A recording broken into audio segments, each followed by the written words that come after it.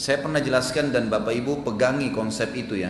Sekarang mumpung Anda masih bisa bernafas, masih hidup, di muka bumi ini cuma ada dua jalan, nggak ada jalan yang ketiga, tidak bisa disatukan dan harus clear, jelas keputusannya. Dari sekarang ambil keputusan. Jalannya Allah, pencipta langit dan bumi, dan la ilaha illallah. Nggak ada Tuhan yang berhak disembah kecuali Allah. Juru bicaranya siapa? Para nabi-nabi. Nabi-nabi mewariskan ilmunya kepada siapa? Para ulama. Ulama menyebar ilmunya daripada dai-dai. Hadirnya Anda di majelis ilmu seperti ini, saya atau bukan saya yang mengisi pengajian sama saja. Ini sekarang akan menuntun Anda ke jalannya siapa? Allah Azza wa Jalla. Anda akan tahu mana halal, mana haram, mana boleh, mana enggak boleh, mana yang diperintahkan wajib, mana yang sunnah, mana yang haram, mana yang makruh. Kemudian kita lakukan, jadikan itu sebagai prinsip hidup, meninggal masuk surga. Surga yang dijanjikan demi Allah bukan dongeng, tapi sebuah janji yang pasti. Bidadari lah, bidadara lah, pohon-pohonnya, makanannya, istananya, dan luar biasa. Intinya adalah itu jalan satu. Jalan yang kedua, jalan iblis yang biasa diistilahkan dengan syaitan, dan sudah pernah saya jelaskan, jin punya tiga golongan sebagaimana manusia tiga golongan. Ada yang beriman, jin beriman sama jin muslim, apa manusia muslim, mukmin tidak akan mengganggu satu sama yang lain, tidak akan interaksi, tidak ketemu, tidak boleh makan, tidak boleh menikah, tidak boleh ngobrol, tidak boleh bertetangga, tidak ada urusan sama jin. Mereka beribadah sendiri. Dan dari 124.000 nabi, semuanya Allah utus dari manusia, nggak ada jin. Karena jin itu dibawa golongan manusia, dibawa kepemimpinan manusia. Jadi mereka hanya ikut saja dengan manusia. Makanya salah kalau ada manusia yang minta tolong sama jin. Itu ngawur, kebodohan bagi mereka. Karena manusia lebih di atas daripada jin. Tidak ada satupun dari manusia yang turun di sebuah tempat kecuali semua syaitan akan takut dengan dia. Semua syaitan. Syaitan itu akan berubah rasa takutnya, akan berani dengan manusia kalau manusianya yang takut. Dari golongan jin ada mukmin dan ada golongan yang fasik, muslim tapi banyak dosanya, dan juga ada jin yang kafir. Jin yang fasik dan kafir disatukan namanya syaitan. Semua syaitan pasti jin, tidak semua jin itu syaitan, karena di dalam golongan jin ada yang beriman. Pemimpin syaitan adalah iblis. Iblis ini punya ikrar. Pada saat dia berikrar kepada Allah, ya Allah panjangkan umur saya karena saya ingin menyesatkan nih manusia. Kenapa iblis mengatakan begitu? Dia benci pada Adam, padahal Adam gak pernah interaksi sama iblis. Iblis sudah ada sebelum Adam, jauh. Bahkan sebagian ulama ada yang menukil athar yang mengatakan iblis itu umurnya sudah ribuan tahun pada saat itu. Sudah tua, gitu kan? Hidup di muka bumi, tapi dia mau menjadi pemimpin para jin yang sudah hidup di muka bumi sebelum manusia. Waktu dia mendengar, waktu itu pintu langit masih terbuka, dia mendengar di langit ternyata Allah akan menciptakan khalifah, pemimpin di muka bumi akan menggantikan jin, maka dia benci Adam gara-gara itu, karena dia tadinya mau memasukkan dirinya sebagai raja jin. Kalau bukan karena takdir Allah umurnya dipanjangkan, maka mungkin sudah lama iblis dibunuh oleh para jin-jin mukmin. Syaitan-syaitan ini dipimpin oleh iblis, mau menyesatkan manusia, dan juru bicaranya mereka adalah dukun, peramal, penyamun, dan para ahli maksiat. Anda kalau ke sana pasti dibawa ke jalan syaitan, nggak mungkin tidak.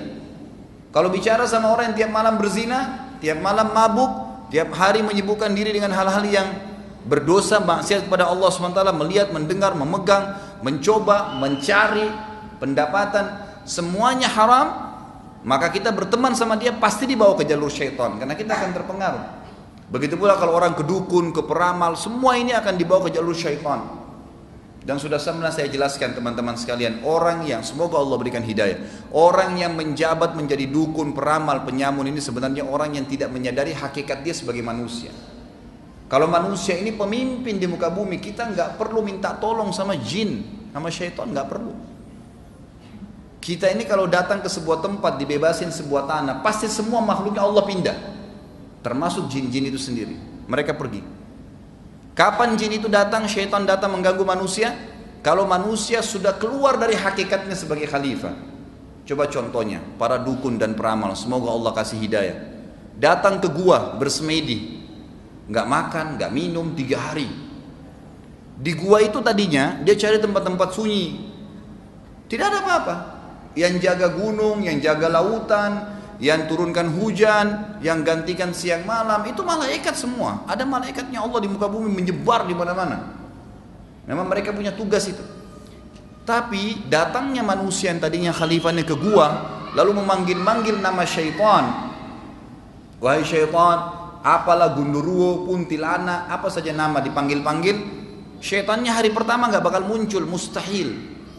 Antum kalau tanya dukun-dukun dia akan bilang tidak mungkin di hari pertama sudah dengar suara. Nanti hari ketiga, nanti 1 minggu, setelah syaitan pastikan oh manusia ini benar-benar bodoh nih, takut dengan saya nih, maka keluar suaranya, iya kamu mau apa? Barulah dia bilang saya mau kekebalan, saya mau ini, saya mau itu, seperti itulah, gitu kan?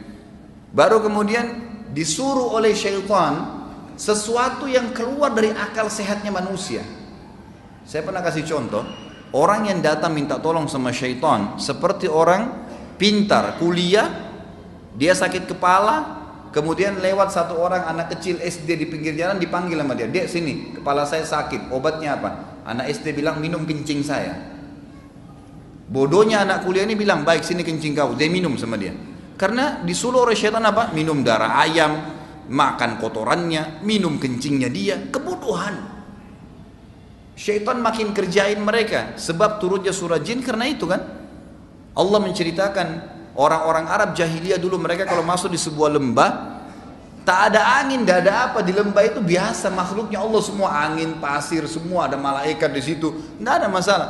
Tapi mereka datang, ngeluarin setengah bekalnya, kemudian dibawa di lembah, tengah lembah baru mereka berkata apa? Wahai penjaga lembah. Biasanya orang bilang dewa lah, apalah, bahasa ini tidak ada sebenarnya. Jangan ganggu kami, ini setengah bekal kami kasih.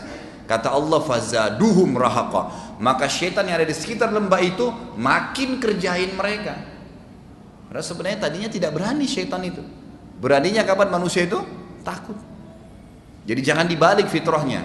Allah Subhanahu wa taala memberitahukan kita dalam surah Maryam 62 8 sampai 672 ini bagaimana orang-orang yang menyembah syaitan tadi, yang jalan kedua nih, gitu kan? Yang pasti ujungnya neraka, akan didatangkan oleh Allah pada hari kiamat, dia dan syaitan-syaitannya semua dalam kondisi terbelenggu dan berlutut. Kata Allah di sini. Kemudian dikatakan, "Tsumma lananzi'anna min kulli syi'atin ayyuhum ashaddu 'alar rahmani 'itiyya." Lalu kemudian kami pasti akan tarik dari tiap-tiap golongan siapa di antara mereka yang sangat durhaka kepada Zat yang Maha Pemurah. Artinya orang yang paling kufur dikedepankan untuk dimasukkan ke neraka.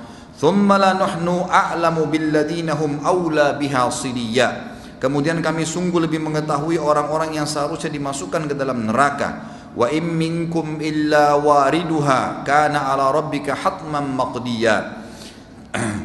Dan tidak ada seorang pun dari kalian melainkan pasti akan melewati neraka itu. Nanti akan saya jelaskan makna ini ya. Hal itu bagi Rabbmu adalah suatu kemestian yang ditetapkan. Thumma nunajjil ladzina taqaw wa nadhara adh-dhalimina fiha jithiyya. Lalu kemudian kami selamatkan orang yang bertakwa dan membiarkan orang-orang yang zalim dalam neraka dalam keadaan berlutut dan tersiksa. Disebutkan dalam hadis Bukhari Muslim bahwasanya Allah Subhanahu wa taala nanti akan membentangkan di atas neraka Jahannam sebuah jalan yang dikenal dengan Sirat. Tetapi referensi-referensi yang mengatakan lebih tajam dari pedang, lebih tipis dari rambut, ini enggak jelas hadisnya. Yang ada dalam hadis Bukhari Muslim adalah sebuah jalanan yang dibentangkan di atas neraka dalam kondisi gelap, gulita dan licin. Di kiri kanan sirat tersebut ada malaikat yang pegang cambuk. Siapa yang beriman dibiarin lewat. Kata Nabi SAW, golongan pertama melewati sirat adalah golongan yang wajah mereka seperti bulan purnama. Dan mereka jalan secepat kilat melewati sirat tersebut. Langsung tiba-tiba sudah berada di sebuah tempat namanya Qantara. Qantara ini jemaah sekalian adalah sebuah tempat lapangan luas di depan surga. Semua orang yang sudah lewat sirat, sudah hisab, berdiri di situ dulu, nunggu. Semuanya penghuni surga sudah tumpul di Qantara, baru mereka bisa masuk. Golongan kedua kata Nabi SAW adalah mereka seperti bintang-bintang yang gemerlapan di malam hari. Dan mereka seperti menunggangi kuda yang cepat. Golongan ketiga seperti orang yang berlari. Golongan keempat seperti orang yang berjalan cepat. Golongan kelima seperti orang yang berjalan sambil merangkak. Dan selain mereka yang akan masuk neraka akan dicambuk oleh malaikat di kiri kanan sirat yang menjatuhkan mereka ke dalam api neraka. Tapi semua kita pasti akan melewati neraka itu. Melewati dalam arti kata di atasnya ya, bukan masuk ke dalamnya. Kata sebagian ulama tafsir yang dimaksud dengan ma minkum illa wariduha dalam ayat tadi ini, tidak ada seorang pun di antara kalian, di ayat 71 surah Maryam, tidak ada seorang pun di antara kalian kecuali pasti melewatinya, artinya supaya mengetahui bagaimana dahsyatnya neraka itu dan bagaimana nikmatnya pada saat mereka selamat.